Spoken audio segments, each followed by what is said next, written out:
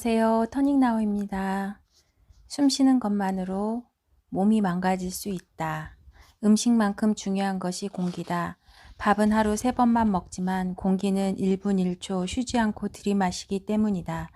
음식의 소화를 담당하는 장기는 단식을 통해 가끔씩 휴식을 시켜야 하는 반면 인체에 유입되는 산소량의 20%를 쓰는 뇌는 단 4분만 산소 공급을 중단해도 세포가 죽기 시작한다. 산업의 발달과 비례해 공기의 오염도도 함께 올라가고 있다. 음식은 가려 먹을 수 있지만 공기는 수동적으로 들이마실 수밖에 없다. 사태의 심각성이 여기에 있다. 세계보건기구 발표에 따르면 대기 오염에 의한 사망자 수가 전 세계적으로 연간 600만 명에 달한다고 한다. 그중 실내 공기 오염에 의한 사망자가 절반을 차지한다. 자동차 매연을 피해 문을 걸어 잠그고 집안에 가만히 앉아 있어 봤자 실내 공기가 오염되었다면 건강에는 더 치명적이다. 실내 공기 오염의 1등 주범은 가정에서 사용하는 화석연료다. 가스레인지에 있는 LPG, LNG 등의 연료는 연소하면서 막대한 양의 질소산화물과 항산화물을 발생시키는데 창문을 굳게 닫고 있거나 환기용 팬을 가동시키지 않는다면 독성 물질은 고스란히 우리의 폐로 흘러들게 된다. 가스보일러 운전 시 불완전 연소로 인해 실내가 일산화탄소로 오염되는 경우도 있다. 일산화탄소란 과거 숱한 서민의 목숨을 앗아갔던 연탄가스의 주 성분이다. 점검을 통해 보일러의 상태를 꾸준히 확인하지 않으면 보일러는 인체에 치명적 유해를 가하는 흉기가 될 것이다. 그 외 흡연, 외부 매연의 유입, 실내를 꾸미기 위해 사용한 내장재나 바닥재 등 건축자재에서 뿜어져 나오는 유해 화학 물질도 실내 오염의 주요한 원인으로 알려져 있다. LPG 자동차에 배기가스를 통해 배출되는 수은도 무시할 수 없다. 처음 LPG차가 등장했을 때는 친환경 이동수단으로서 많은 환영을 받았지만 2007년 한 언론사의 보도를 통해 수은 배출량이 일반 휘발유차나 경유차보다 높다는 사실이 알려지면서 대기 오염의 중대한 원인으로 인식되었다. 본디 수은은 암석이나 호수, 습지 등 수개의 소량 존재하는 물질로서 자연에 존재할 때는 큰 피해가 없다. 하지만 배기가스 등 산업 오염물을 통해 배출되면 이야기가 달라진다.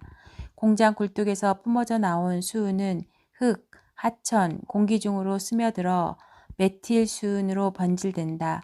메틸수은은 생선, 야채 등 먹거리에 축적되며 마지막에는 인간에게 유입된다. 공기로 유입되는 수은 외에 치아 충전재인 아말감 50% 이상이 수은으로 구성됨을 통해 인체에 축적되는 수은도 무시할 수 없는데 이렇게 인체에 들어온 수은은 수은 중독을 일으켜 뇌세포를 죽게 만든다. 수은은 특히 간 기능이 취약한 아동에게 큰 피해를 입히는데 최근 들어 빈도가 높아진 아동 자폐의 주범으로 지목되고 있다. 1950년대 일본 미나마타현에서 수은에 오염된 생선을 먹은 여성들이 신경 발달 장애 아를 낳은 사실은 유명하다. 수은은 기타 기관지염, 칸디다염 외에 자가 면역 질환을 유발한다. 아름다운 여인에게서 풍기는 향기는 꽤나 매혹적이다.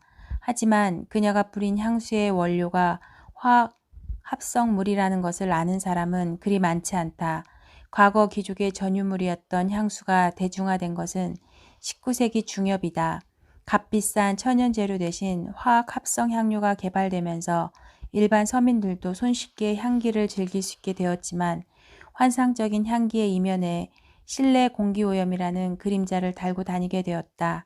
역시나 우리에게 좋은 향기를 제공하는 방향제, 향초, 섬유 탈취제 역시 실내 공기 오염의 주범으로 꼽힌다. 모 방송국 프로그램에서 향초가 실내 공기에 미치는 영향에 대해 실험했다. 실내 공기를 정화시켜 줄 것으로 믿었던 향초는 자동차 한 대를 방 안에서 공회전시키는 것과 맞먹는 오염물질을 발생시켰다. 그 밖에 샴푸, 린스, 화장품 향 등 기분 좋은 향기의 대부분이 인위적으로 만들어진 것으로 그 원료가 석유화합물이다. 알려졌듯 석유화합물은 인체에 알레르기 반응을 일으키며 각종 암의 원인이 되기도 한다. 더 문제인 것은 일부 양심 없는 업자들이 직접적으로 섭취하는 음식에까지 인공 향료를 첨가하는 일이다. 팝콘에서 풍기는 달콤한 버터향, 휘핑크림에서 풍기는 부드러운 우유향 등 거의 모든 향기가 몇 가지 석유화합물을 섞어 인공적으로 만들어낸 것이다. 이런 향을 가까이 할 경우 폐에 심각한 손상을 입히는 것은 물론 인체의 면역력을 떨어뜨리는 원인이 된다. 대기 오염이 무서운 또 하나의 이유는 이것이 산성비의 원인이라는 것이다. 지상의 공장과 거리의 자동차에서 내뿜는 질소산화물, 아황산가스 등은 평소에는 대기 중에 머물면서 우리의 폐를 공격하지만 비가 내리면 땅으로 떨어진다.